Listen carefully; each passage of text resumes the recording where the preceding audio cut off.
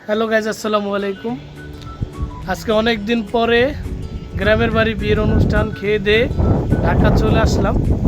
অনেক দিন পর ছাদে উঠলাম ছাদ বাগানটা দেখার জন্য কীরকম পরিবেশে আছে। যাই হোক, এখন আপনারা দেখাচ্ছি আমাদের এই ছাদে কি সুন্দর সুন্দর পেয়ারা হয়েছে এবং কি লেবু হয়েছে অনেক বড় বড়। যাওয়ার সময় দেখছিলাম অনেক ছোট ছিল, এখন মাশাআল্লাহ অনেক বড় হয়েছে। আপনাদেরকে দেখাচ্ছি, সবাই সাথে থাকুন। মাশাআল্লাহ, কি সুন্দর একটা পেয়ারা। গাছটা অনেক ছোট কিন্তু পেয়ারাটা অনেক বড় না? পেকে গেছে পেয়ারা।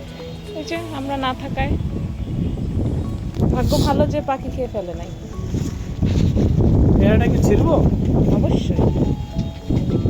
বিসমিল্লাহ করো। বিসমিল্লাহির রহমানির রহিম।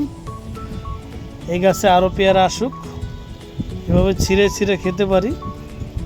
এই যে বাহ, মাশাআল্লাহ, ভিতরে মনে হয় লাল লাল হয়ে গেছে ভিতরে। পুরো লাল পেয়ারা।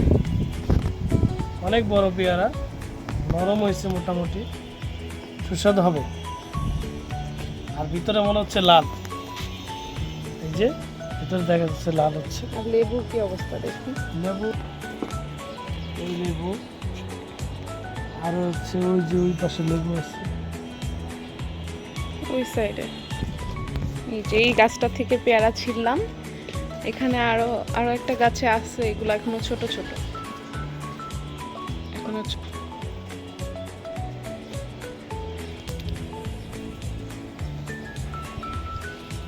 আজকে অনেক ছাদে বাতাস, ঠান্ডা বাতাস।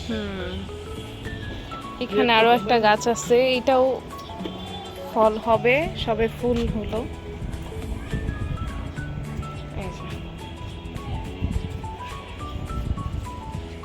অলরেডি একটা বড় হয়েছে,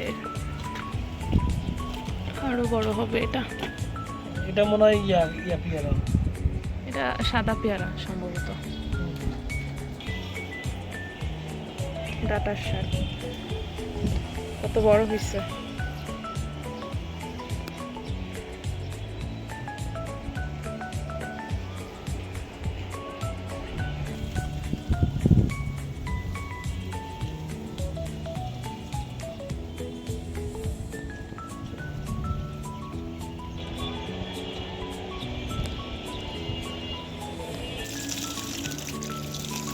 পেয়ারাটা ধুয়ে নিলাম।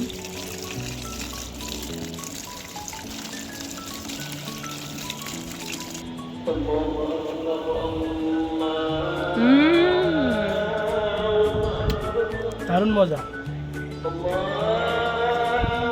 লাল। আজান দিয়ে দিছে, আজকে শুক্রবার, জুমার নামাজ পড়তে হবে।